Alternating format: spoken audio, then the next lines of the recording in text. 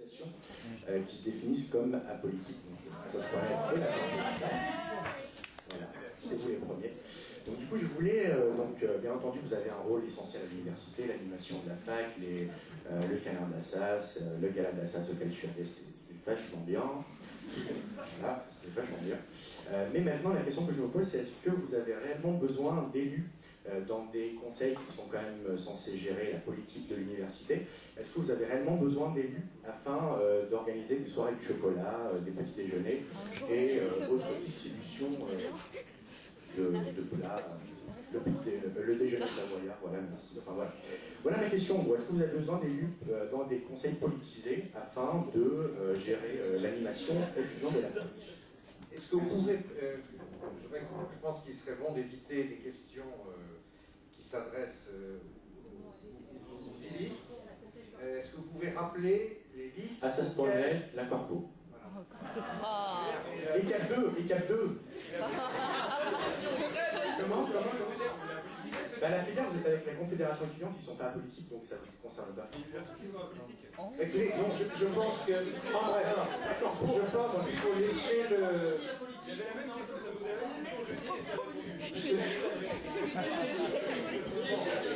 C'est sa question, et il sait à qui il s'adresse. Assas.net et la Corpo. Voilà. Donc c'est une question qui s'adresse à Assas.net et à la Corpo, et à CAP 2, donc à 3 listes.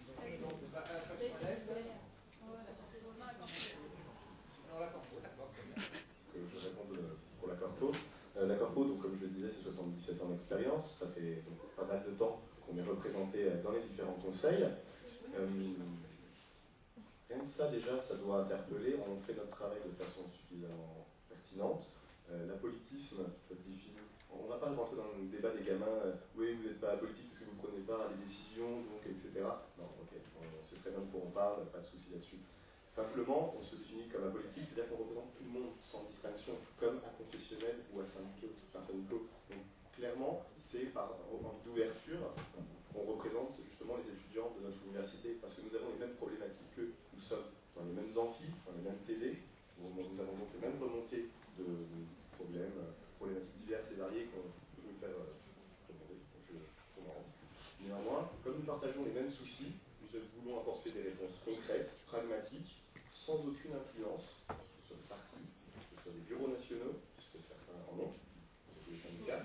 Voilà. Je pense que très clairement, c'est par un souci d'indépendance et de représentation locale que nous avons vocation, que nous méritons, je l'espère, ces étudiants qui décideront d'ailleurs, d'avoir des représentants dans les différents conseils pour être leur voix auprès de l'administration. Alors, Éloi a très bien donné également notre position, en ajoutant que Assas.net est peut-être plus jeune, mais nous sommes très présents au sein de la fac, et pas seulement 15 jours ou un mois avant les élections.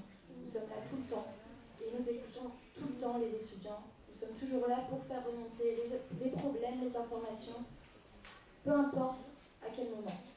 Voilà. C'est généralement par le biais de nos guérites, etc. qu'on le fait. Et je ne sais pas si vous vous souvenez, mais nous avons lancé dernièrement, nous allons perpétuer ce principe. Le café des élus, c'est retrouver les étudiants autour d'un café, c'est tout simple, quelques gâteaux, ça paye pas de mine, mais leur permettre également d'inscrire leurs revendications dans un cahier de doléances. C'était également comme ça que nous voyons la représentation. Ok, donc, il y a deux qui vont ouais, ça a été résumé. Ouais, ça a été dit, hein. Monsieur, la FEDER s'estime interpellé sur la question de la politique totale et de l'utilité des conseils, peut-être présents au Conseil central. Oui, merci. Non, parce que la même question a été posée jeudi et elle était en votre direction. Donc je réponds là aussi, je suis désolé. Très brièvement, oui, il n'y a pas plus clair. Oui, on a besoin d'être dans les conseils parce qu'il y a une différence entre les corporations, je ne parle pas de la corpo, mais il y a une différence entre les corporations, les associations corporatistes qui organisent les galas, qui organisent les petits déjeuners, les cafés et ce que vous voulez, et les syndicats qui, sans ramener la politique qu'il y a dans l'Assemblée nationale avec les mêmes idées dans les conseils centraux, qui pour autant font de la politique au niveau du CEBU et des conseils centraux et du CA. Donc oui, évidemment, on ne fait pas de la politique de l'UMP, du PS ou d'autres partis, mais en même temps, évidemment, syndicats étudiants peuvent être apolitiques et faire de la politique.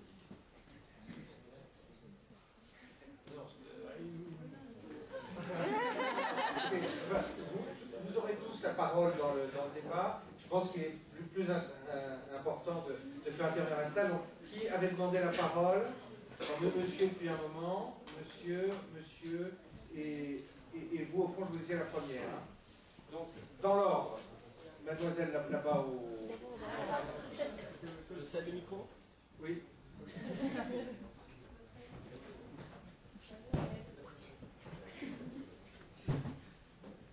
Faites passer le micro au fond, puis on remontera.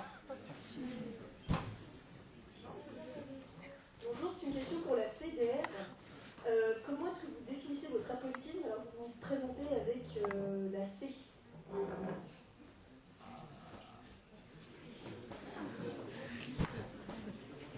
C'est très facile.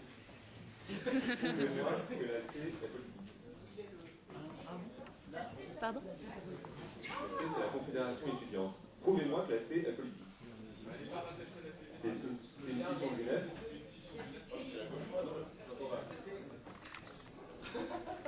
Vous m'avez dit que c'était une scission de l'UNEF. Ça, on peut très bien faire scission et après perdre son politisme. Bien. Ils bossent ensemble? Oui, c'est marqué sur le trac.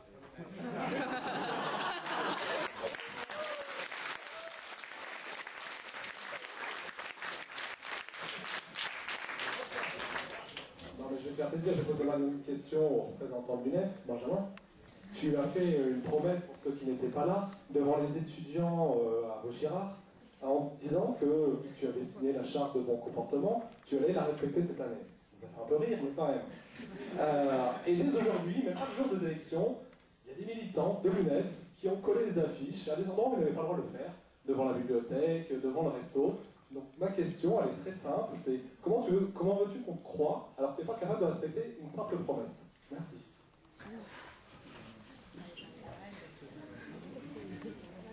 Alors, je relèverai le manque d'intérêt que peuvent avoir les étudiants pour ce genre de questions, puisque je ne pense pas que ça touche réellement les étudiants de savoir comment les uns et les autres. Je vais répondre sur le fond. L'UNEF, elle s'est engagée à respecter un certain nombre d'éléments, dans la mesure où ces éléments ils étaient censés être partagés par l'ensemble des acteurs de la vie politique, démocratique de l'université. Je pense notamment à l'université elle-même. Et dans la mesure où ces obligations-là, elles sont côte à côte avec l'obligation de l'université de faire la publicité des élections, l'obligation des universitaires, des professeurs, de chaque professeur dans son amphi, de parler des élections, de chaque chargé de PD, de parler des élections. Et dans la mesure où il y a une défaillance de l'université dans la publicité autour des élections, eh bien, nous, l'UNEF, nous prenons nos responsabilités et nous utiliserons tous les moyens à notre portée pour apporter les enjeux des élections auprès des étudiants. Et donc, non, nous assumons très bien lorsqu'il y a une défaillance de l'université à respecter son propre cahier des charges en termes de démocratie étudiante, eh bien, nous prendrons nos responsabilités et on fera le nécessaire.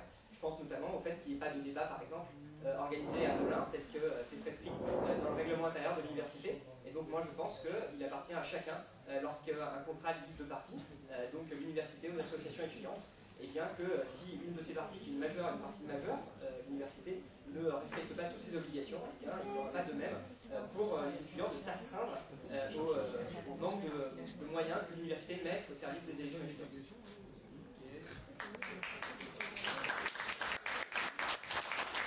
C'est un point de droit des contrats sur lequel je ne suis pas compétent. Et donc, je donne la parole à monsieur. Alors bonsoir, je m'appelle Axel Delmotte, je suis en deuxième année de droit à Assas et je voudrais reprendre la question très pertinente de l'UNEF et pour l'affiner un petit peu parce que je trouve que le représentant de CAP 2 a rapidement évité la question en disant que tout avait déjà été dit. Non, je suis désolé, alors pourquoi nous on se présentait, en quoi on avait besoin d'être représentant étudiant pour faire des galas ou des choses comme ça? On a démontré la Corpo qui a été formée, qui a été depuis 77 ans et que par l'UNEDECEP a été formée et elle avait un poids important.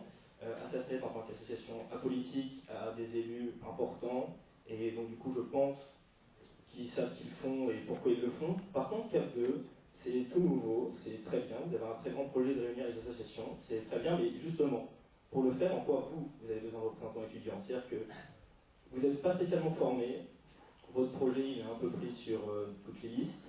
Donc, pour représenter les étudiants, si vous voulez, je ne sais pas moi, vous avez l'air de vouloir mettre toutes les associations ensemble pour leur donner une plus grande visibilité. Mais c'est très bien, mais faites-le. Mais pourquoi avez-vous besoin de sièges au conseil central de l'université? Bon, cette question s'adresse directement à CAP 2. C'est très simple. Non, mais c'est bon. C'est très simple. CAP 2, c'est donc un comité d'association et bon, il a vocation à rassembler dans l'association. Mais on voit que c'est assez difficile puisque on va pas le nier. Assas.net et la Corpo essayent de le faire depuis assez longtemps maintenant et ils n'ont jamais réussi à le faire parce qu'il y avait un problème de pouvoir. J'ai reçu les deux représentants là, donc les deux présidents pardon, de la Corpo et d'Assas.net sur le rendez-vous sur un rendez-vous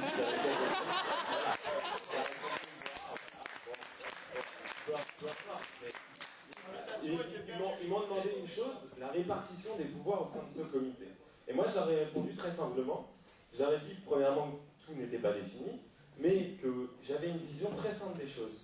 Une association, une voix. Alors, ils m'ont dit, oui, mais c'est pas possible, parce que nous, on représente 1000 étudiants, on est élus, on est... Voilà, pour répondre. Voilà. Alors, tu peux rectifier, il n'y a pas de problème. Mais moi, c'est ce que j'ai compris. Mais... Donc voilà. Ensuite, la légitimité de se présenter vis-à-vis des associations qui font partie du collectif.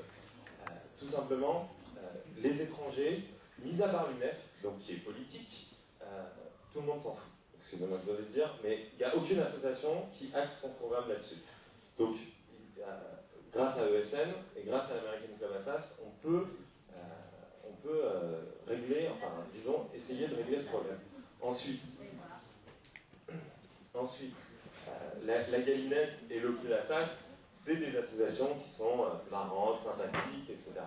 Et puis surtout, l'UGES. L'UGES qui est une association généraliste, qui, bon, vous la connaissez, la plupart des étudiants la connaissent, au même titre qu'Assas.net et la Corpo, et qui réalise de nombreux événements pour les étudiants toute l'année, mais aussi illustrer un peu un genre une cohésion entre ces membres, et donc qui avait vocation à faire partie de ce groupement et une volonté de rassembler. Donc voilà. J'aimerais juste corriger 2-3 petites choses, notamment la représentation des étudiants étrangers par l'ESN. Je vais te donner une indication toute simple. Je suis le vice-président fondateur de l'ESN à Assas.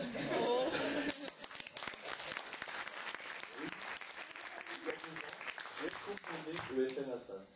Donc je pense que niveau représentation des étudiants internationaux, je dois avoir un minimum d'idées quant à ça, et avoir un minimum d'envie de les aider. Je pense que là c'est très clair. Et ensuite concernant CAP 2, alors j'étais très perplexe quand je suis venu nous voir, parce que déjà c'est Sophie et moi, quand on l'a appris par les bruits de couloir qui avons pris notre téléphone et avons pris rendez-vous le lendemain pour savoir ce qu'il en était. Ça avait l'air d'être un beau programme, ça fait, comme tu le soulignais, quelques années qu'on essayait de monter un tel projet. Génial, il y a quelque chose qui se monte, on va voir, on va se renseigner.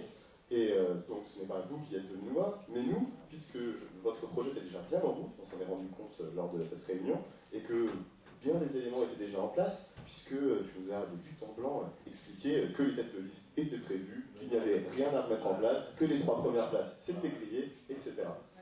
Et pour finir, je crois qu'on n'a jamais remis en cause le principe de une asso, une voix. Puisque dans tous nos projets avec Assas.net, c'était la base. Une asso égale une voix. Donc, partant de là, si tu nous avais vraiment consulté, si tu avais vraiment voulu être universel et voir toutes les assos, tous les étudiants, tu l'aurais su. Et pour finir, je pense que quand on veut représenter tous les étudiants, on ne censure pas sur Facebook.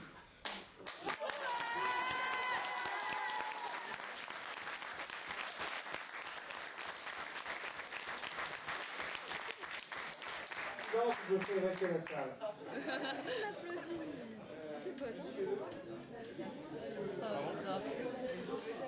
Qui a demandé la parole? Oui, mais là, d'accord. Monsieur, ça fait un moment. Bonjour à tous, moi je m'appelle Boris. Je voudrais revenir un peu sur un débat de fond parce que là, cette petite guéguerre, c'est pas, je pense, ce que les clients ils attendent aujourd'hui. Et Éloi, tout à l'heure, j'ai d'ailleurs deux questions que je posais en même temps, ça sera fait. Tu disais que les apolitiques, les asyndicaux défendaient tous les étudiants. Donc ma première question, c'est pour les autres qui n'ont pas pu parler, qui défendez-vous? La vraie question, c'est celle-là pour le moment. Et l'autre d'après, c'est aujourd'hui, cette année, il y a eu pas mal depuis quelques années, il y a pas mal de travaux.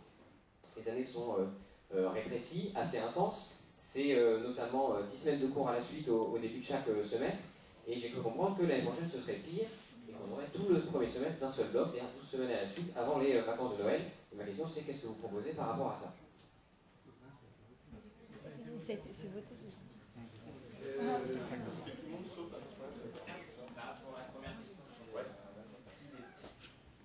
La première question sur qui est-ce que les syndicats défendent, c'est pour les syndicats, et sur la deuxième question, c'est effectivement pour tout le monde. Bien, alors, les questions s'adressent à tous. Il y en a au moins une qui s'adresse à toutes les listes, donc je vous demande de répondre de manière cursive sur les deux points. Qui représentez-vous et que faites-vous pour la durée, pour le calendrier des études? J'ai bien synthétisé l'essentiel de vos questions.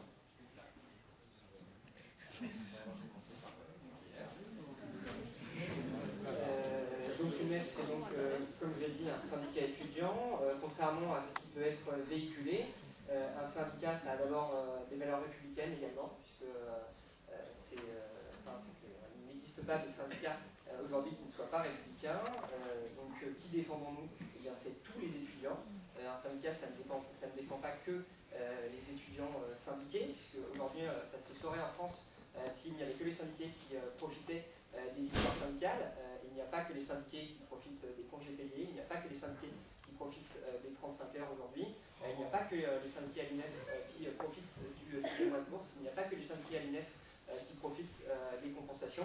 Donc l'UNEF, elle a tout simplement vocation à défendre tous les étudiants, et l'UNEF en particulier, c'est donc, pour revenir à une question précédente, l'Union nationale des étudiants de France. Donc comme on le disait, ça défend tous les étudiants de France, donc également les étudiants étrangers. Voilà, je ne sais pas comment le dire mieux. L'UNEF, ce n'est pas une organisation qui défend pas les étudiants de droite, qui défend les étudiants qui s'affrontent. Et notre position sur le calendrier universitaire, puisque aujourd'hui c'est un point important du programme de l'UNEF, c'est notamment une révision du calendrier universitaire, puisque comme on l'a dit, le calendrier universitaire va évoluer et s'alourdir. Donc nous, ce qu'on demande, eh bien, c'est tant qu'à faire, le réviser totalement, c'est commencer plus tôt l'année, notamment pour avoir des vacances à mi-semestre, parce que pour beaucoup d'étudiants, ce sont des années qui sont très lourdes et qui ont vocation à s'alourdir. Donc en commençant plus tôt l'année, ça permet notamment d'avoir des vacances à la douceur, et pas d'avoir un premier semestre d'un seul bloc. C'est notamment d'avoir des vacances après les partiels, parce que certains n'ont pas d'oraux et donc ils ont un petit peu de temps de répit. Mais donc je vais prendre mon cas personnel, avec un oral, le dernier oral qui termine le samedi et le premier cours qui reprend le lundi qui suit. Et bien aujourd'hui c'est très compliqué pour les étudiants de tenir ce rythme-là, et je pense que beaucoup en ont conscience, seulement peu aujourd'hui, eh bien on parle, et donc c'est un axe important du MEF, que de demander une restructuration du calendrier universitaire pour l'étaler, pour l'alléger. Ok. La solution des doctorants. Sur le calendrier universitaire, je veux dire, je n'ai pas vraiment d'avis, et pour cause, puisque les doctorants n'ont pas de calendrier universitaire. Mon laboratoire de CERSA ferme officiellement le 29 juillet, j'y étais tout le mois d'août. Voilà. Donc, une petite abstention. Vous êtes vert. D'abord, précisément quant au calendrier universitaire, excusez-moi. Je pense que ce qu'elle a dit Lina était très juste, je ne rajouterai rien. Alors, pour Assassinat, nous souhaitons en effet alléger le premier semestre pour les étudiants. Donc, ça, je pense qu'on est d'accord. En fait, la vraie question qui se pose par rapport au nouvel emploi du temps, c'est qu'une semaine universitaire doit se composer de 25 semaines. Et pour l'instant, à ça, on fait que 23. Et donc, à cause des travaux. Et donc, au fur et à mesure, la fac a décidé de rajouter une semaine l'année prochaine et la rentrée suivante. Et donc, le problème, justement, c'est effectivement, ça fait tout un semestre d'un coup, c'est très lourd. Mais sauf qu'il ne faut pas oublier qu'il y a toujours des travaux en cours. L'année prochaine, ça continuera encore un peu. Donc effectivement, promettre pour dès l'année prochaine un nouvel emploi du temps, c'est complètement démagogique, c'est pas possible. Sur le long terme, oui, quoi. Oui, donc oui, ça a été adopté en plus, donc c'est complètement démagogique. Ensuite, bien évidemment, il faut voir avec l'administration comment on va faire pour améliorer l'emploi du temps et aussi pour peut-être rapatrier les examens de Charenton à Assas. Ça va sûrement vous surprendre, mais concernant les vacances scolaires, nous sommes d'accord avec l'UNEF, et il me semble qu'il faut un temps de retour à la moitié du premier semestre. Voilà. Oui, alors la première question c'était qui représentons-nous j'ai envie de vous dire les républicains, mais non, si vous ne semblez pas républicain, on vous représente, si vous ne semblez pas républicain, on ne vous représente pas. Non, mais globalement, tous les étudiants, évidemment, tous les étudiants, on est tous d'accord, les assos représentent tous les étudiants. Sur la question du calendrier, j'ai une chose à vous dire, c'est que il me semble connaître le fonctionnement de la fac, en tout cas de l'administration. Le CELU fait des propositions, le CA vote le budget. Je ne vois pas où les enseignements rentrent là-dedans. En quel cas c'est la compétence. D'accord. Oui. Donc, comme... Non.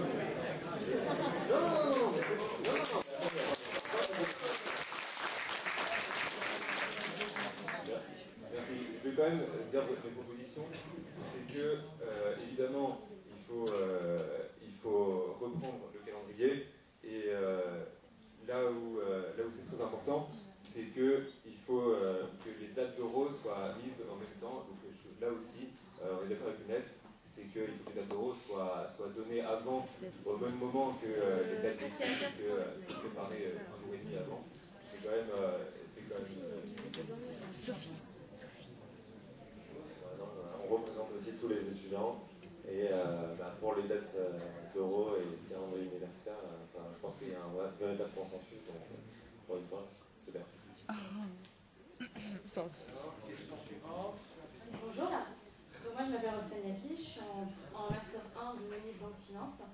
Donc, alors, j'ai une question en fait. Donc, ce matin, j'ai reçu ça, le Canada SAS, et dedans, il y avait écrit, alors je cite, durant cette période, nous avons aussi développé de nombreux partenariats avec des universités étrangères et notamment avec Berkeley. J'avais personnellement demandé au service de l'action internationale de nous faire un compte-rendu de leurs activités depuis 5 ans, ce qui a été fait. C'est assez bluffant de voir l'accroissement tant en qualité qu'en quantité de nos échanges. Cependant, de nombreux programmes restent à rationaliser ou à remodeler. La Corpo y veillera durant le prochain mandat. Alors moi, ma question elle est très simple. Donc, ceux qui me connaissent d'Assas.S savent que je milite beaucoup pour les Erasmus. J'aimerais savoir qu'est-ce que vous entendez par accroissement tant en qualité qu'en quantité, sachant que les Erasmus économie, on a cette année perdu l'Erasmus qui était en Australie, que tous les Erasmus qui sont à peu près, qui seraient un peu sympas, si le Japon, la Croatie, il faut parler japonais, il faut parler croate. Et donc voilà, ma question c'est juste finalement qu'est-ce que vous entendez par ça en fait? Est-ce que vous pensez que vous avez un bilan positif à tirer au niveau de ces Erasmus-là? Et donc mon autre question ira pour le MET. Donc le MET, vous êtes déjà au conseil et vous avez écrit dans votre programme que vous souhaitiez développer les Erasmus en économie. Donc finalement, pourquoi n'avez-vous pas déjà fait? Donc concernant ce point précis, le principe de l'Erasmus, je ne sais pas toi que je l'apprendrai visiblement, c'est l'ouverture globale et maximale. Pouvoir aller n'importe où dans le monde et que ce soit compris dans ton cursus universitaire. Malheureusement, certes, il y a certains pays, comme le Japon, comme tu le disais avec Massy, on est obligé de connaître la langue. Ça restera un petit peu le principe. Vous pouvez développer des Erasmus en anglais? Bien entendu, mais là, pour le coup, on est d'accord. D'autre part, il faut dire les choses telles qu'elles sont. Le nombre de partenariats entre les universités ont augmenté. Ça, on ne peut pas dire le contraire. Ils vont diminuer. Ah, ça, je suis pas d'accord. Si, alors là... Ils vont diminuer. Donc moi, ma question, c'est pourquoi il y a plus d'Erasmus en droit qu'en économie, en fait? Pourquoi les droits sont favorisés par rapport aux économies? Je peux te dire, si les universités entre elles ne sont pas capables de se mettre d'accord, ça n'empêche pas qu'on puisse proposer de continuer ce travail qui a été fait. Notamment notre élu CA, que tu étais en train de citer, Étienne Quegnard, qui termine donc son mandat en juin. Un constat de semi-échec n'implique pas forcément de devoir s'arrêter et de ne pas prolonger l'effort, d'une part. Et je pense que, certes, peut-être en économie, ce n'est pas brillant, mais en droit, bon, il n'y a pas forcément trop à se plaindre. Pourquoi ne pas essayer d'imiter justement ce qui est fait pour le droit en économie? Je te l'accorde, c'est du bon sens. Là, te donner tort serait complètement aberrant et non pragmatique, ce que nous défendons avec Assas.net. Sinon, je ne sais pas quoi te dire de plus, à part que, très clairement, l'Erasmus et les déplacements à l'international doivent être... c'est un effort qui doit être perpétué, sans aucun doute, rationalisé, c'est-à-dire que nos emplois du temps doivent être adaptés. Je sais que certains Erasmus ne peuvent pas faire les 2 semestres à cause de contingences, soit chez eux, soit chez nous. C'est clair qu'il va falloir faire de notre mieux, et ça, ce sont des points très précis qui doivent être vus au cas par cas, soyons honnêtes, de rationalisation de nos deux systèmes avec les autres universités. Et je ne sais pas quoi dire, à part qu'il faille, quoi qu'il arrive, continuer l'effort. Certes, ce n'est pas brillant, mais ça n'empêche de vouloir faire mieux. Voilà. C'est un peu pieux, mais je le fais quand même. Question pour Oui, alors toi, tu nous demandes comment on va faire pour augmenter et pourquoi on n'a pas réussi à faire augmenter les places en Erasmus pour les écoles. Justement, c'est vrai, dans notre programme, pour atteindre l'excellence à ça, c'est pour qu'à ça, c'est une renommée internationale, il faut développer tout ce qui est échanges internationaux. Et donc, effectivement, les échos, on a eu du mal, parce que c'est pas, pour ça, c'est plus difficile, parce qu'il y a moins d'étudiants en éco il y a moins d'étudiants en éco à la fac, donc qui peuvent partir, donc, parce qu'il y a une question de réciprocité. Il faut autant d'étudiants à Assas part que autant qui veulent venir. Et donc, trouver des étudiants étrangers qui veulent venir étudier en éco à Assas, même si c'est une très bonne fac d'éco, c'est pas aussi évident qu'en droit, par exemple. Et donc voilà, et donc nous, c'est pour ça, pour le rayonnement international de la fac, ce qu'on veut, c'est véritablement créer un summer programme dans l'été, maintenant que les travaux sont terminés, pour l'été prochain ou l'année d'après. C'est-à-dire que des étudiants étrangers viendraient de leur plein gré, sans besoin de réciprocité ni rien, étudier à Assas, pour qu'Assas se fasse un véritable nom sur la scène universitaire, et comme ça inciter les étudiants à venir à Assas, venir étudier à Assas, que ce soit pendant l'année scolaire ou pendant l'été. Donc voilà.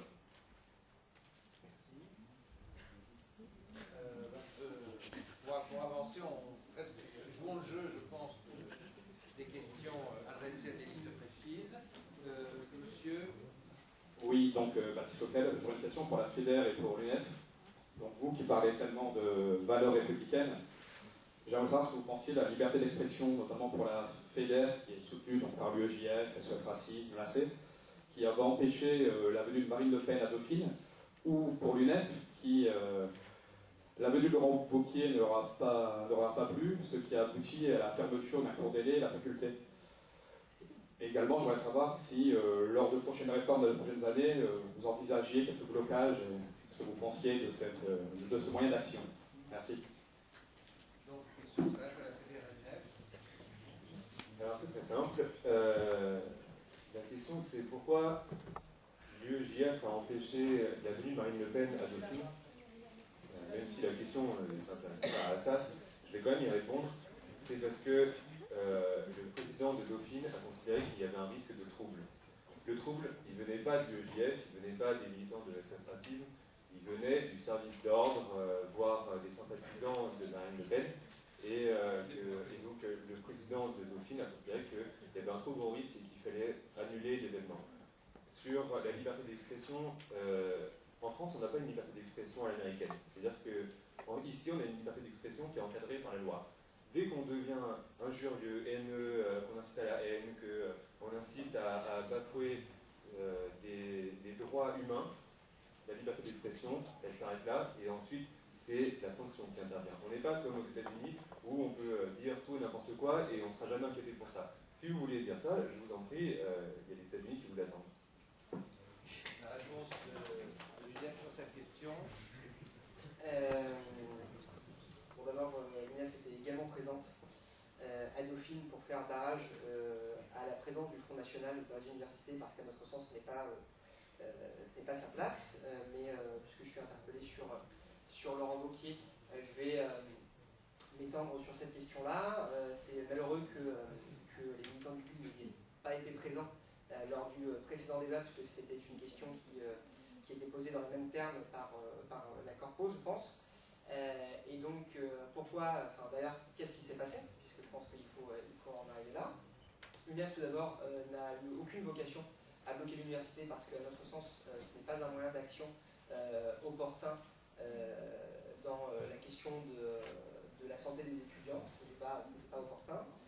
L'UNEF, elle a interpellé interpeller le ministre, comme on l'a déjà fait à plusieurs occasions lors de cette campagne qu'on menait pour obtenir le retrait de la taxe qui pesait sur les mutuelles étudiantes et qui donc allait aboutir à une fragilisation, voire à la disparition du système de sécurité sociale étudiant qui fait que chaque étudiant paye sa santé bien moins cher que les salariés. Et donc l'UNEF, elle était présente, elle s'est rassemblée devant l'université.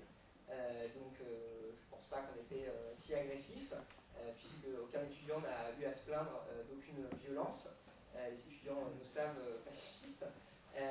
Et donc l'UNEF, elle est là, présente, pour accueillir le ministre, comme on l'a déjà fait sur d'autres universités. Alors maintenant, si le ministre de l'Enseignement supérieur ne peut supporter de voir des étudiants, je pense qu'il faudra qu'il change de portefeuille, parce que c'est un ministre qui n'assume pas les conséquences de la politique qu'il peut mener. Si un ministre prend peur dès qu'il voit une petite centaine d'étudiants, c'est inquiétant. Aujourd'hui, ces rassemblements ont eu lieu, lors de la campagne sur la santé, ces rassemblements ont eu lieu sur diverses universités. Ils ont eu pour conséquence que, effectivement, un ministre fuyant qui annule ses points presse pour ne pas répondre à la grogne des étudiants sur leur santé, mais à aucun moment le ministre ne s'est senti menacé au point de fermer l'université. Donc je regrette qu'à cette occasion, la préfecture ait fait le choix de fermer Assas, puisqu'il n'y avait aucune raison de fermer l'université. À aucun moment les étudiants pouvaient aller et venir sans difficulté. Le ministre a pu aller et venir sans difficulté. Et donc je m'en tiens là. Mais voilà, l'UNEF n'a pas bloqué l'université, l'UNEF n'a pas vocation à bloquer l'université sur cette question-là. Et donc continuer. Bonjour à tous, moi je m'appelle Esther, je suis en première année de droit. J'ai une question pour le maître. Dans votre profession de foi, vous avez dit que vous rassemblez les étudiants de la droite et du centre, mais pourtant le maître, comme tu l'as dit dans ta présentation, c'est une branche de l'UNI qui se déclare la droite universitaire. De plus, c'est quand même au colloque de l'UNI que Guéant a parlé de hiérarchisation des civilisations, notamment donc, des civilisations qui ne se valaient pas. De plus, à Melun, les militants du maître disent que ce mouvement est apolitique. Est-ce que donc vous avez du mal à assumer vos positions politiques? Merci pour cette question. Effectivement, le MET a vocation à rassembler des étudiants de droit du centre, mais pourquoi? Parce que c'est autour de valeurs. Nous, on croit aux valeurs de mérite, d'excellence, de liberté et de responsabilité. Parce que malheureusement, l'UNEF ne croit pas en ça, vu que l'UNEF est contre l'excellence par principe et contre la sélection. Donc, objectivement, oui, on se situe plus à droite de l'échiquier politique, si on doit se situer ainsi. Donc, pour revenir sur cette question de Guéant, civilisation, etc., effectivement, il a prononcé cette phrase dans le cadre d'un très beau discours. Il n'y avait rien de... Oui, tu l'as écouté? Tu étais là-bas? Ah non, d'accord. Ah oui, il n'y avait pas de caméra. Donc comment t'as fait? Comment t'as... Il a été publié, donc... Oui, donc tu as pu le lire, et donc tu as bien vu que la phrase en soi n'était pas répréhensible quand elle était dans son contexte. Bon voilà, je pense que ça ne concerne pas Assas, je pense que ça ne concerne pas les élections du conseil d'administration du... Oui, enfin, je veux dire, savoir si le ministre de l'Intérieur a raison de dire cette phrase ou pas. Je suis responsable de ce que dit le ministre de l'Intérieur, si tu es d'accord ou pas d'accord avec lui. Enfin, je vois pas en quoi ça correspond à ce que nous on défend comme valeur. Mais laisse-la aller en première année de droit, laisse-la. Je pense que voilà, je sais pas si tu as pu faire un coup d'éclat ou quoi que ce soit avec ta proposition, ta question. Voilà, nous on est vraiment là pour améliorer la vie étudiante et pas pour des débats comme ça. Pourquoi à Melun, pourquoi les militants du maître de Melun se disaient apolitiques? Parce que apolitique. Bah voilà, c'est-à-dire ils ont eu la même profession de foi, c'était la même profession de foi publiée à Melun. Donc voilà, tu peux dire ce que tu veux. Je peux dire qu'il y a des jeunes de l'UNEF qui ont dit qu'ils se revendiquaient du Parti Socialiste. Voilà, qu'est-ce que tu veux que ça me... Bien, monsieur. Oui, bonjour, je voudrais poser une question en représentant de l'Union patriote de la jeunesse qui n'a pas encore été questionnée. Tu es arrivé, tu as parlé très vite et tu es reparti, et il y a quelques points sur lesquels je voudrais poser des questions. La première question, c'est, tu dis que dans votre programme, tu veux réquisitionner les logements qui sont laissés inoccupés. La question c'est comment tu comptes t'y prendre, étant donné que tu n'es pas propriétaire d'un logement et que pour l'instant c'est encore le propriétaire qui décide. La deuxième question c'est comment, dans ton programme, tu proposes de faire un concours où à la fois on fait valoriser la préférence nationale et d'un autre côté on accorde l'attribution au mérite. Mais je vois pas comment est-ce que tu vas concilier les deux, donc si tu peux m'expliquer sur ce point. Et la troisième, c'est comme pour toi, tu as cité des facs où, enfin tu revendiquais le modèle de la SAS, et tu citais des facs où les profs donnaient des cours complètement subjectifs. Et pour moi, enfin je voudrais te poser la question, c'est quoi pour toi une fac où les profs n'ont pas le droit de donner des cours subjectifs, étant donné que c'est quand même le fait qu'ils soient profs. Je sais pas, par exemple, Molfessi d'interprétation progressiste, Mazo d'interprétation conservatoire, conservatrice, désolé. Voilà, c'est mes questions. C'est solidariste. Oui, c'est solidariste. Alors, pour ta première question, concernant les logements, c'est à l'État de le faire. Deuxième question, tu me parlais de quoi? Non, c'est les propriétaires. Désolé. Non, pour la deuxième question, c'était sur la compatibilité entre la sélection mérite Alors, et la préférence nationale. Concernant la sélection mérite et la préférence nationale, c'est au niveau des bourses, et par rapport au concours, c'est au niveau de l'entrée à l'université, comme dans certaines écoles de commerce. Et ensuite, la dernière, oui, sur le fait que certains professeurs donnent des cours totalement orientés politiquement, il me semble que ça pose un problème d'objectivité. Chaque professeur doit donner leur cours et leur matière, cependant l'aspect politique n'a pas à rentrer dedans. Voilà. En médecine, si tu veux. D'autres questions? Bonjour, je suis en deuxième année de droit, et donc ma question c'est pour CAP2. Dans le micro. Oui, donc vous représentez 5 associations, mais est-ce que vous ne pensez pas que lorsque vous aurez des élus, donc au CA comme au CELU, ça sera un peu plus compliqué de prendre les décisions, étant donné que vous êtes 5. Alors, par exemple, l'exemple venir présenter son programme, vous avez un peu du mal quand vous êtes 3, alors à 5, il y aura des points un peu plus difficiles que les porte-manteaux dans les toilettes.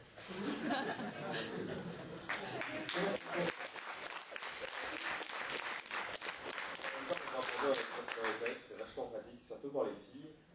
On a pensé expressément à elles. Donc, voilà. Alors tu me demandes comment prendre des décisions. En fait, la décision, elle a déjà été prise dans le programme. C'est très simple. On a un programme qui est défini, et le but, c'est de le réaliser, et d'en faire le plus pour les étudiants. Mais pas seulement ça. C'est aussi par les activités des associations, et aussi par par les doléances un peu des étudiants, de faire en sorte que leur vie s'améliore. Alors, ça ne veut pas dire qu'on va marcher sur les plates-bandes des uns et des autres. Simplement, on peut aussi faire ça, parce que les élections le prouvent, tous les étudiants ne votent pas, on représente une minorité des étudiants, 10% à peu près, et voilà, donc je pense qu'on a tout à fait notre place là-dedans. Question suivante. Vous êtes là-bas. Monsieur. Oui, bonjour. Je me présente, je suis Abdel Algera et je voudrais poser une question au Hugues, comme vous voulez l'appeler maintenant, Hugues. En fait, c'est ironique parce que sur d'autres facs, en fait, vous appelez toujours Hugues. Donc, en fait, déjà, vous parlez dans votre programme de préférence nationale sur les bourses pour dire que, en gros, c'est les étudiants étrangers qui prennent toutes les bourses aux étudiants français. Donc, je ne sais pas si vous êtes au courant ou pas, mais en fait, les étudiants étrangers ne peuvent pas toucher de bourse. Il serait peut-être temps de le comprendre, on vous le dit et on vous le dit. Donc, à quoi ça sert de le dire, étant donné que ça ne sert à rien du tout. Donc, j'aimerais bien avoir votre point de vue là-dessus, parce que j'ai encore lu votre journal il n'y a pas si longtemps que ça, et j'aimerais bien savoir au final, si vos propositions ne servent à rien et que c'est à l'État de le faire ou autre, pourquoi vous êtes là? Question très précise sur comment on applique, en quoi consiste l'application de la préférence nationale dans le cas des bourses étudiantes. Alors, très bien, merci pour ta question. Donc, tout d'abord, je pense que tu as lu notre journal et pas notre journaux. Ensuite, j'aimerais te dire que peut-être que les étudiants ne touchent pas bourse, mais ils touchent des subventions de l'État. Donc, à partir de ce moment-là, nous préférons que ces subventions soient pour les étudiants français en priorité. Donc c'est assez simple, ça peut être, on peut en discuter ensuite si tu veux. Cependant, l'amour de soi n'est pas la même des autres. C'est tout. Mademoiselle là-bas,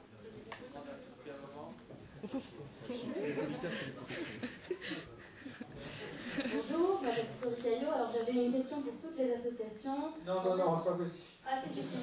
Parce que je pense que c'est très intéressant pour les étudiants. Je voulais savoir en fait quels points concrets figuraient dans votre programme il y a 2 ans et que vous avez obtenu. Parce que je veux dire, le renouvellement d'un mandat, c'est aussi pouvoir expliquer ce qu'on a fait, rendre des comptes aux étudiants. Donc j'aimerais savoir ce qui figurait dans votre programme et que vous avez obtenu. Pour être un peu égalitaire, je vais aussi poser une question à CAP 2, dont j'ai compris que c'était la première élection pour ce petit conglomérat. N'avez-vous pas peur en fait que votre manque d'expérience soit préjudiciable pour les étudiants et comment comptez-vous en fait mettre en application cette petite union concrètement dans les conseils? Si j'ai bien compris, à part le complément pour CAP 2, c'est une question qui ne s'adresse en fait qu'aux associations qui ont déjà des élus, non? Oui, alors a priori, à peu près toutes, puisqu'on nous expliquait que non, je crois pas. l'Union défense, je sais pas quoi, c'était plus ou moins le RAID. Il y a des anciens sur 40 ans, donc j'imagine qu'ils vont vouloir répondre à cette question. Bon, ça me paraît plus logique que répondre les sortants. Pardon? Il me semble plus logique que ce soit une question à laquelle on répondent que les sortants, donc pas les doctorants. Alors, pas les doctorants. C'est un élu. En fait, il se trouve à côté de vous, c'est un peu compliqué. Deux mesures très concrètes qui sont étudiants. C'est un, les sessions TOEFL, et deux, les prises dans les locaux, dans les caves, dans le sous-sol, et y compris dans les locaux de l'association. Si vous avez des prises, c'est un peu grâce à nous. Voilà. Deux mesures très concrètes, très rapides.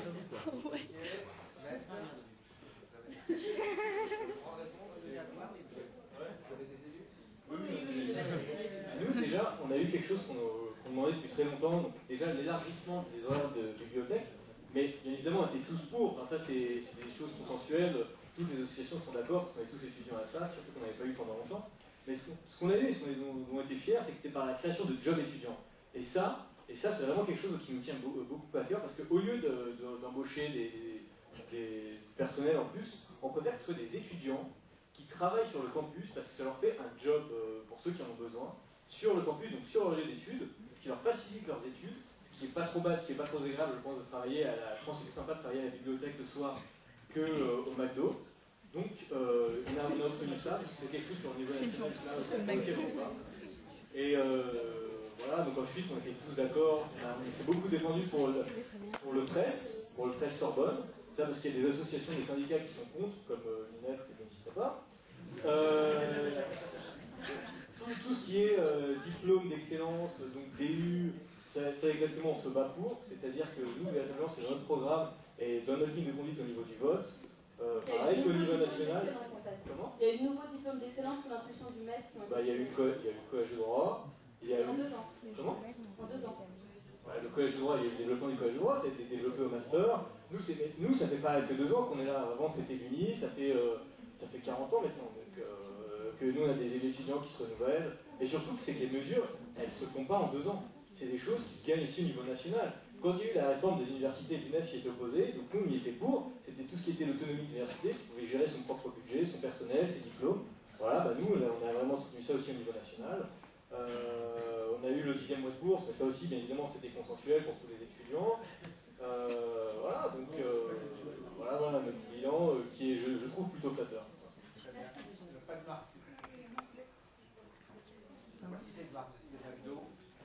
Oh.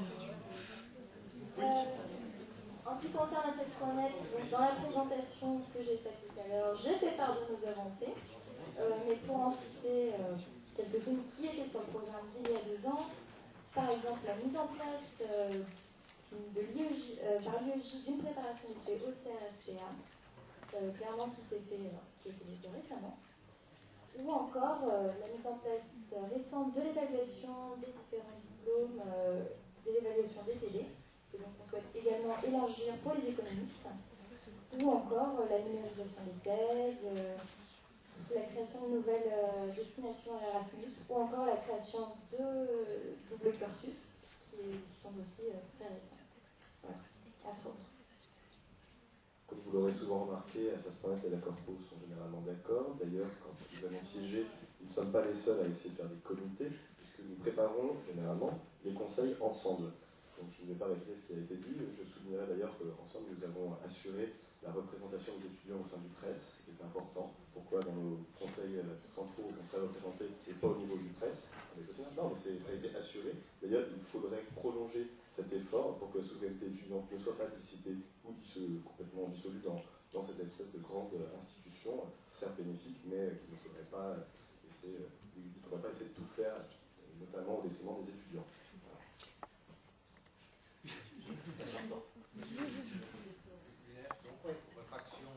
Alors notre action pendant ces 2 dernières années, d'abord elle n'a pas été que dans les conseils, puisque c'est là aussi la différence qui peut exister entre l'UNEF et d'autres associations, et je pense qu'il est important de le dire. La question porte sur les conseils. Ma réponse, c'est pas une finalité, mais bon. Ma réponse. Et donc ma réponse, c'est de dire l'UNEF, elle se sert de ses élus comme d'un point d'appui à côté de d'autres moyens d'action dont nous donnons, ce sont des rassemblements, ce sont des pétitions. Donc les victoires de l'UNEF, notamment grâce à ces élus à Paris 2, qui, rappelons-nous, renforcent aussi notre représentation nationale. C'est par exemple le 10e mois de bourse, qui a quand même profité aux étudiants. C'est également la représentation nationale pour laquelle votent les élus dans chaque conseil de l'université, au niveau du Conseil national de l'enseignement supérieur, et donc qui représente les étudiants au niveau de tout le pays. Et je pense que les étudiants d'Assas sont contents également quand ils votent pour un projet, que ce projet-là soit porté au niveau national, parce que cet élément, c'est un élément de bilan, et c'est notamment un élément de bilan des élus locaux de l'UNEF. C'est donc le 10e mois de bourse, je le disais. C'est par exemple à Assas la compensation semestrielle qui a été tout récemment acquise. C'est notamment au niveau national la capitalisation des matières qui a été acquise au niveau national avec le renfort des élus de Paris 2, et c'est pour ça que nous espérons bien que l'université se pliera au règlement national qui régente la licence. C'est en gros permettre un accès égal à tous les étudiants à l'université. C'est par exemple le fait que l'UNEF soit battue sur les frais d'inscription illégaux pratiqués par l'université. C'est par exemple le fait qu'on ait gagné un recours au tribunal administratif contre l'université lorsque celle-ci pratique des frais d'inscription illégaux, et ça c'est le tribunal administratif de Paris qui le dit, et ça c'est aussi un élément du bilan de l'UNEF. Et voilà, toutes ces choses-là sont des choses qui sont acquises par la démarche syndicale de l'UNEF, avec l'appui de ces élus en conseil centraux, parce qu'il faut le rappeler, les élus en conseil centraux seuls ne suffisent pas. Aujourd'hui, il y a 5 élus étudiants dans un conseil qui en compte 30 donc au conseil d'administration. Et donc, si on demande à des élus étudiants quel est leur bilan sur la foi d'un 30e d'un conseil, je suis désolé de ne pas me contraindre à la question et de répondre oui, nous, notre action, elle s'appuie sur nos élus étudiants, mais également sur tous les moyens que nous pouvons avoir à notre portée pour augmenter le rapport de force pour gagner les droits pour les étudiants. Merci. Il y a Il y avait une question pour Cap 2. Pardon. La question, si je résume bien, c'était sur la formation un peu des étudiants, c'est-à-dire comment est-ce qu'ils vont être aptes à siéger et leur expérience, c'est ça? Oui, c'est ça, c'est sur le manque d'expérience. Alors, voilà, le manque d'expérience. Bon. Mais écoutez, moi, je suis actuellement élu pour la CFEDER, mon voisin. Donc, voilà, bon, après un désaccord, voilà, je suis parti. J'ai eu cette idée, qui existait déjà, donc j'ai rien inventé, voilà, j'ai réussi juste à faire un petit truc en plus. Juste pour la formation et l'expérience, l'université a mis en place cette année une formation pour les élus. Donc elle a eu lieu, si je me souviens bien, au mois de février, la première. Non, en octobre. Exact. Et il me semble que la suivante aura lieu après les élections au Conseil central. Donc les étudiants seront formés. Vous allez là, je comprends. Bonjour, j'aurais une question pour la Corpo. Voilà, dans votre objectif, donc on voit page 7 de votre journal, vous avez un objectif qui est très louable et qui est partagé par la plupart des associations, par exemple l'UNEF, qui est de lutter contre l'échec en licence. Bon, c'est très bien, mais par contre sur les moyens, j'ai un peu plus de mal à voir, parce que vous n'en avez que 3, et parmi ces moyens, il y a l'aide active à la réorientation. Alors est-ce que là, vous n'êtes pas plutôt dans une démarche de virer en fait tous ceux qui sont en échec, plutôt que de les aider à réussir?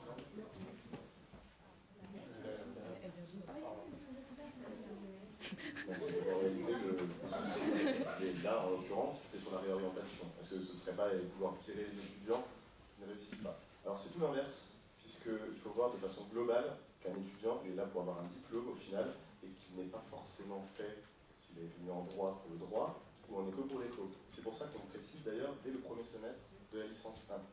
Puisque c'est dès le début qu'on peut diagnostiquer un problème. Ça ne nous plaît pas, ça ne nous intéresse pas, on n'est pas fait pour, ça arrive. C'est pas une honte. Donc pouvoir soit se réorienter au sein de notre université en changeant de filière, ou voire plus large, notamment grâce au presse, comme je le disais dans ma présentation, puisque nous avons ce fabuleux outil qui est à notre disposition maintenant. Pourquoi ne pas aller à Paris 4 ou à Paris 6 pour les sciences humaines ou les sciences à proprement parler. Et voilà, ce qu'il faut vraiment voir, à mon avis, c'est que la réussite, elle ne se fait pas forcément chez nous. Là, il faut voir l'étudiant dans sa vie en lui-même, pas forcément réussir à avoir des super stats chez nous, c'est pas forcément l'objectif, c'est l'étudiant qu'on voit avant de voir les résultats et les institutions. Monsieur derrière. Moi j'ai une question pour Gap 2. Notamment sur une proposition. Je veux que j'ai un peu de mal à lire votre texte, c'est un peu brouillon, enfin je vais pas dire. C'est sur la réunion des lieux de cours. Alors comment vous allez faire en fait? Parce que je ne vois pas trop comment vous faites à part agrandir les murs. Ça veut dire quoi? Déjà ça veut dire quoi et comment vous allez faire? Voilà. C'est dans le cadre, en fait, la proposition elle s'adresse aux étudiants de l'IFP. Parce que les étudiants de l'IFP, jusqu'à présent, ils ont leurs amphis, notamment à L3 et à L1 en fait, ils ont leurs amphis à Jussieu. Et c'est à cause des travaux, des emplois du temps, tout ce qui se passe à ça, etc. Et donc le but en fait, c'est de faire en sorte qu'une partie de l'IFP en fait sera rapatriée sur la salle. Et donc que les étudiants de l'IFP puissent participer à une véritable cohésion avec les autres étudiants de l'université.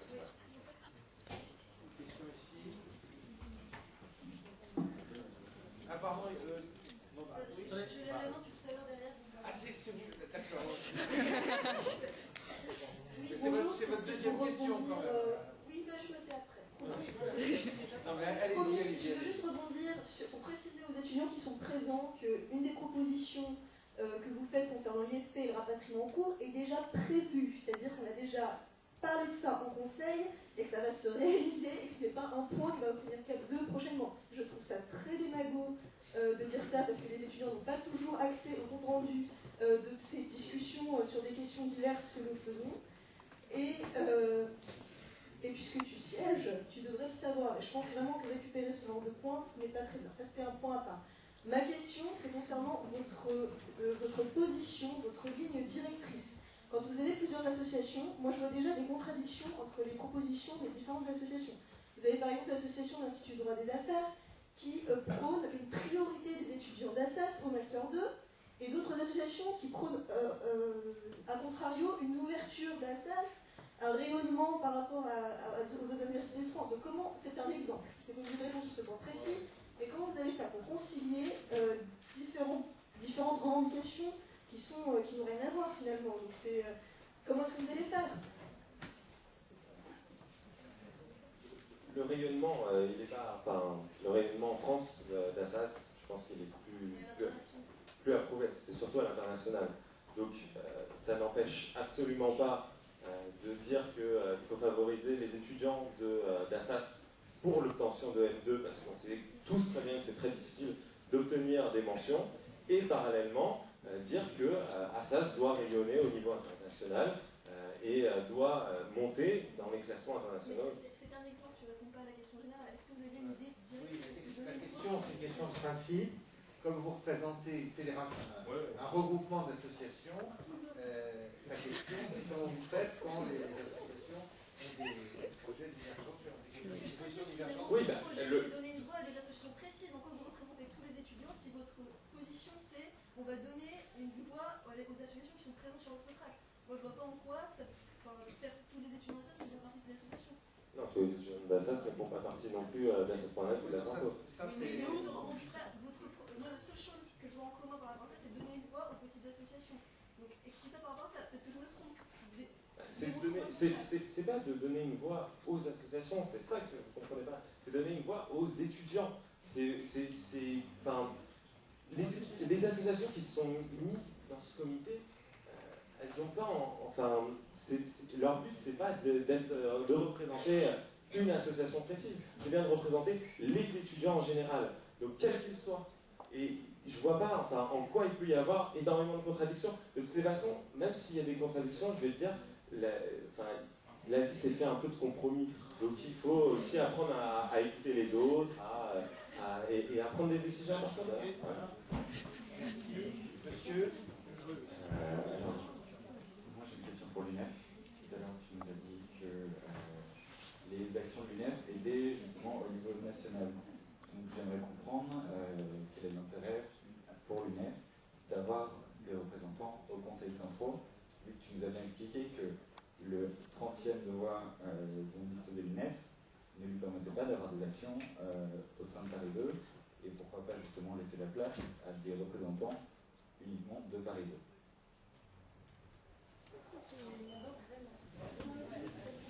Je pense que tu as mal compris mon propos. Je dis que d'être seulement représenté et de ne se contenter que de la représentation en conseil, et notamment au niveau local, n'était pas suffisant. La force de l'UNEF, elle est, comme tu l'as dit, d'être la première organisation nationale, et c'est une force qu'on construit sur chaque université. Si l'UNEF aujourd'hui est la première organisation nationale, c'est parce qu'elle est majoritaire sur une majorité d'universités. Ce sont notamment les 7 élus sur 21 aujourd'hui de l'UNEF qui permettent de renforcer l'UNEF au national. Au demeurant, et il n'échappera sûrement pas aux étudiants de Paris 2 que l'UNEF, c'est aussi une force importante locale. Aujourd'hui, il n'existe pas d'étudiants à Paris 2 qui puissent prétendre n'avoir pas vu ces 2 dernières années les militants de l'UNEF pour l'assister, pour l'aider, pour le représenter dans le conseil. Et je pense que, contrairement à la nouvelle foi qui peut animer parfois certaines associations, personne ne peut prétendre que l'UNEF ne siège pas dans les conseils centraux de l'université et n'exprime pas la voix des étudiants qu'elle représente dans ces conseils. Aujourd'hui, le système de l'enseignement supérieur, je pense que tu ne l'ignores pas, puisque la Corpo est également représentée au niveau national, eh bien c'est une articulation entre le national et le local. L'UNEF, le rapport de force, tout ce qu'elle peut gagner localement, elle se bat localement pour le gagner, et c'est notamment dans les conseils. Tout ce qu'elle ne peut pas nécessairement obtenir localement sur chaque université, eh bien elle va le chercher nationalement en allant taper aux portes qu'il faut, c'est-à-dire au niveau du gouvernement. Tout simplement parce qu'aujourd'hui, toutes les règles qui nous gouvernent au quotidien, eh bien, ce sont pour une grande part des règles nationales. Il faut savoir que concernant la licence, par exemple, l'essentiel des règles qui régissent la licence sont des règles nationales, et c'est là que l'UNEF se bat en tant qu'organisation nationale. Seulement, il y a aussi beaucoup de spécificités locales, et c'est aussi là que se bat l'UNEF. Aujourd'hui, l'UNEF, eh bien, elle a comme force nationale sa représentation locale, elle a comme force locale sa représentation nationale.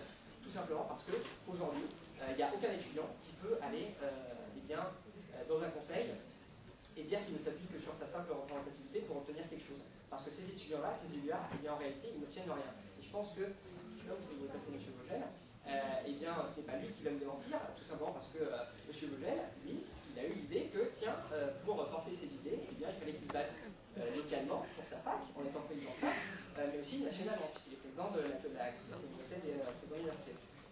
Et donc, aujourd'hui, l'UNEF, elle a ce même raisonnement-là. Pour gagner des droits pour les étudiants, c'est une bataille locale qu'il faut mener, c'est une bataille nationale qu'il faut mener.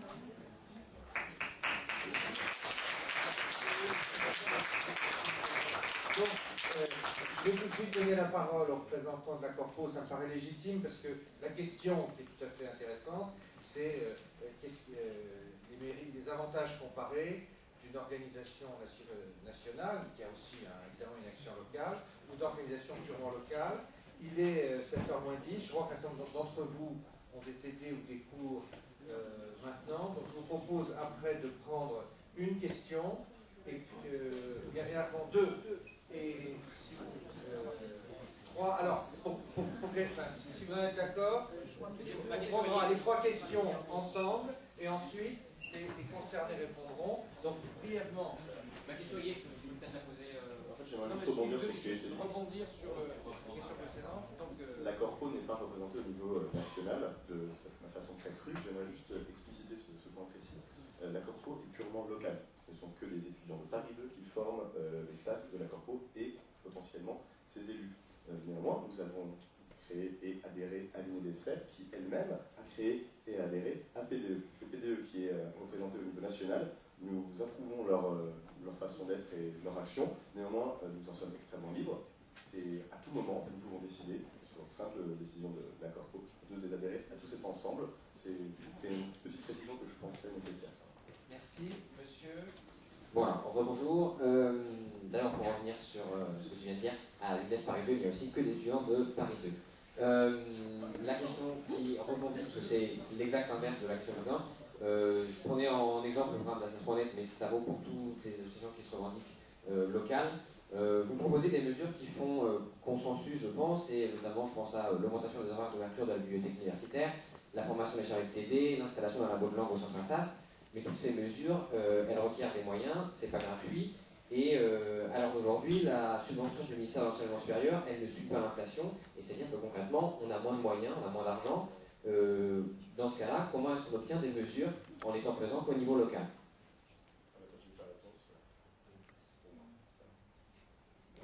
Monsieur.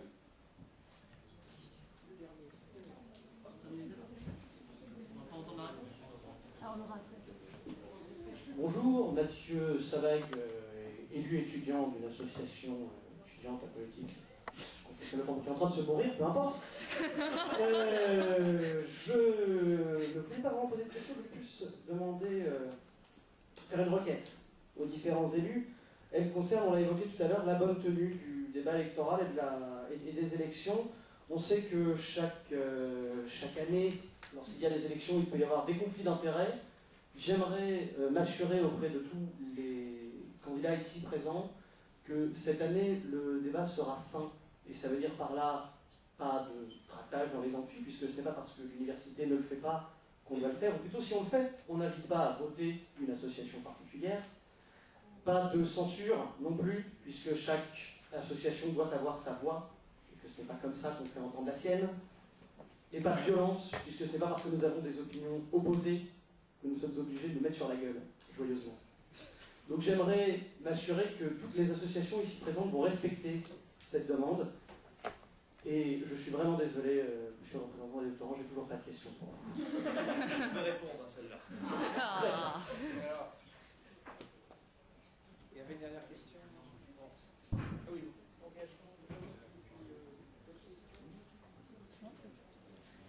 Bien, donc un dernier mot de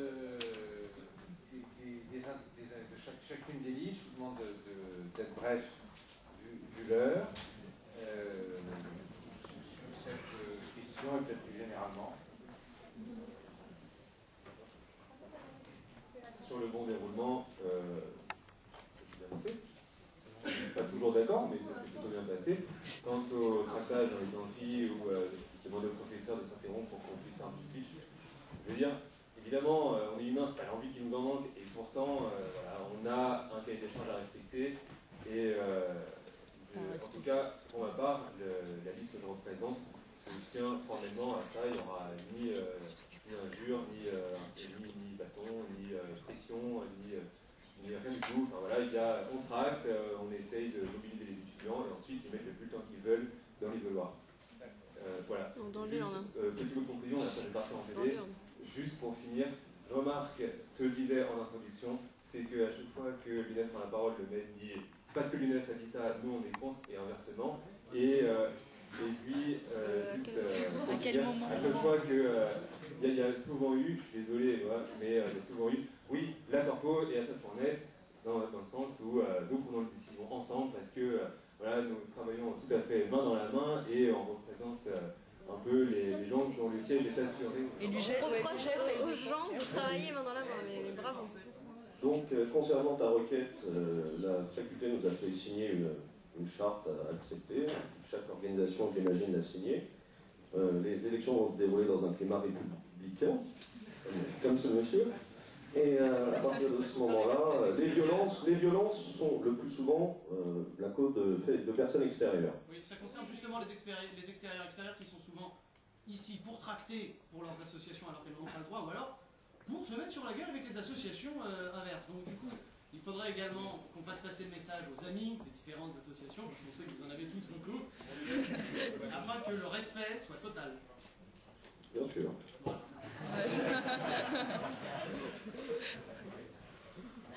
Apparemment, on a un chef du déroulement des élections à Assas, ça fait plaisir. Et oui, donc, comme on l'a dit et on l'a répété, on a signé la charte, on est d'accord, on va pas tracter dans les amphis, c'est pas notre intérêt pour déranger les cours, parce qu'au contraire, nous, on veut des études de qualité donc, pour lesquelles on se bat, donc on va pas commencer à intervenir, à demander au professeur d'interrompre son cours pour faire notre petit laïus qui n'intéresse que nous. Donc véritablement, on préfère aller discuter avec les étudiants qui veulent s'intéresser à l'université, parce que malheureusement, c'est le problème de l'université, c'est qu'il y a que 10-15% de participation. Donc vraiment, mobilisez-vous, dites à vos amis de se mobiliser, de voter. Et donc voilà, donc si vous avez une volonté de vraiment défendre des diplômes de mérite et d'excellence, défendre l'insertion professionnelle, parce qu'on a l'impression qu'on est les seuls à proposer ça, vraiment des diplômes de qualité, parce que tout le monde propose des petites mesurettes à droite, à gauche, mais véritablement, nous, c'est vraiment vos diplômes qui nous intéressent, c'est qu'en sortant d'Assas, vous ayez un emploi. Donc voilà, parce qu'on n'est pas là, on n'est pas à la fac pour uniquement faire des soirées, même si c'est très sympa. On est là aussi pour, à la fin, finir avoir un travail.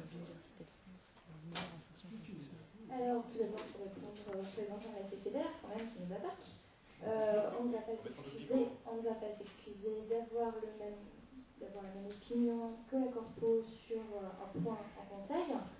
Et justement, on a le droit d'être d'accord entre nous, on ne va pas s'opposer pour s'opposer systématiquement. Voilà, tout simplement. Ensuite, concernant le tractage, les problèmes vis-à-vis du règlement que certains syndicats ou associations ont quelques problèmes à respecter, à cette période n'a jamais eu ce problème. Si nous nous faisons élire, ce sera dans la légalité. Sur la question des moyens, l'université, on est peut-être dans la compagnie.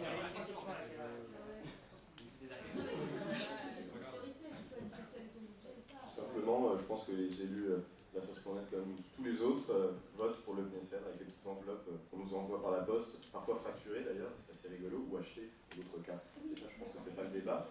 Oui, on va pas s'excuser d'être d'accord en conseil. Je suis désolé, je trouve que c'est même peut-être mieux pour les étudiants de faire front commun.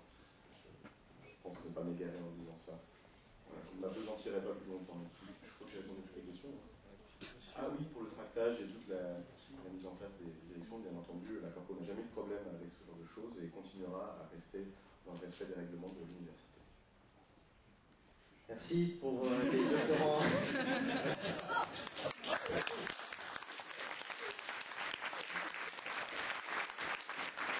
Le meilleur pour la presque fin. Pour les doctorants, évidemment, c'est pas eux qui vont faire du grabuge dans les amphithéâtres parce qu'ils n'y sont pas. Ils ne vont pas non plus le faire dans vos télés parce que ce sont généralement vos chargés de télé, tout simplement. Pour l'aspect pacifique de la campagne, c'est très pacifique puisque sur les 5 listes candidates, nous sommes aujourd'hui les seuls présents. Débattre avec vous. Certes, vous n'avez pas de questions. Ah non? Ah oui, vous n'avez pas parlé, dommage. Pardon. Et évidemment, votez doctorant indépendant, 100% scientifique, 0% politique. Répondre aux 3 questions qui me sont posées. Je peux faire ce résumé également.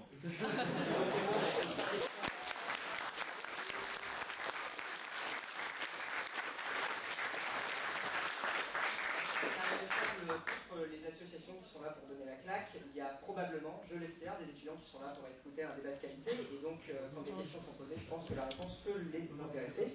Donc 3 questions, une question sur le local, une question sur les moyens, une question sur la tenue de la campagne.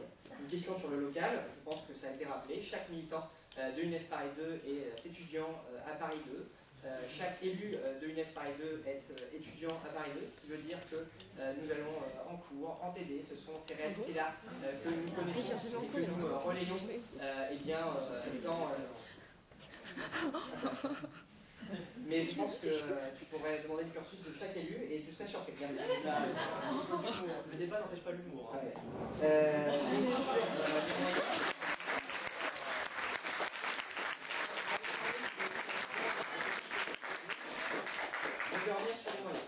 Sur les moyens, quand l'UNEF demande plus de moyens pour les études des étudiants, ça demande nécessairement plus de moyens financiers.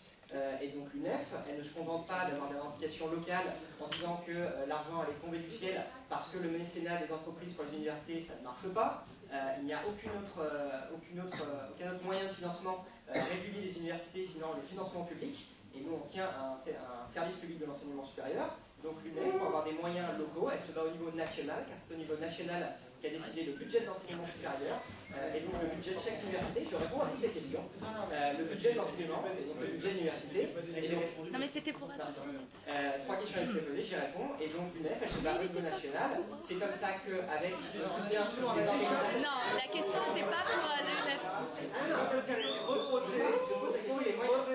Quelqu'un posait la question des moyens, je réponds à la question des moyens. Mais elle était posée à SAS.net. Elle était posée à SAS.net, d'accord pour... Au niveau national, pour obtenir notamment le report sur la tenue de l'élection, mais peut-être que ça ne vous intéresse pas. Je pense que c'est cette question qui est positive. Bon. La tenue des élections, je pensais y avoir déjà répondu. Il se trouve que, en bon juriste, vous savez que le règlement d'université est soumis aux réglementations nationales. Il se trouve qu'il existe un décret national qui autorise le jour des élections dans chaque université de France. Et Paris 2 devrait cesser d'être dans l'inégalité sur un certain nombre de points, et celui-ci également, autorise dans chaque université de France militer dans tout le bâtiment, hormis le bureau de vote, et je pense que nous le respectons, militer dans tout le bâtiment le jour des élections, et donc ça passe le jour des élections, et donc ça passe par le montage dans l'université, et sur l'intervention dans les amphis, au regret de voir qu'il y a très peu d'étudiants, entre guillemets lambda, qui viennent ici pour écouter un débat de qualité. Nous faisons le choix, nous prenons nos responsabilités d'apporter le débat devant les étudiants. Il me semble que les élections ont lieu un jour tous les 2 ans. Il ne me semble pas que ce soit un dérangement extraordinaire pour les étudiants qu'un jour tous les 2 ans, leurs représentants, leurs candidats viennent au devant de cela, exposer leur programme, prendre leurs responsabilités sur leur bilan. Moi, à l'UNEF, je prends la responsabilité en m'exprimant devant les étudiants et j'invite chaque association à prendre ses responsabilités et en allant au devant des étudiants pour prendre ses responsabilités. Voilà.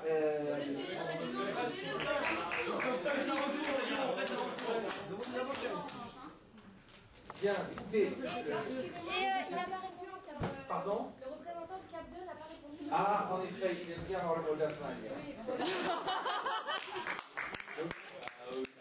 En ce qui concerne les tracts, bon, il n'y a pas de problème. Et la censure. Voilà. En ce qui concerne la communication sur les réseaux intellectuels sur vos tracts, vous en faites quoi? On a eu l'autorisation, Madame Bunic, on a eu l'autorisation d'utiliser. On n'a pas eu l'autorisation, mais une tolérance jusqu'à la fin. Voilà. Mais comme le mettent à ça. Oui, mais ils n'ont pas retiré leur tract. On a retiré. Que si les autres sont obligés, c'est obligé de faire également. Mais enfin. Et la censure. Et ensuite, chacun utilise les moyens de communication dont il dispose. En censurant les associations. Bravo. Les étudiants quand même. Parce que si les associatifs sont censurés, qu'est-ce qui va en être pour les étudiants? Il fallait pas s'étonner qu'il n'y ait personne jeudi dernier. C'est quand même un moyen de communication qui est assez utilisé pour que l'on puisse s'inquiéter de la voix des étudiants sur Facebook. J'ai l'impression qu'il y a un nouveau débat qui... Ah mais toujours sur les élections, hein. Toujours sur les élections. L'heure impose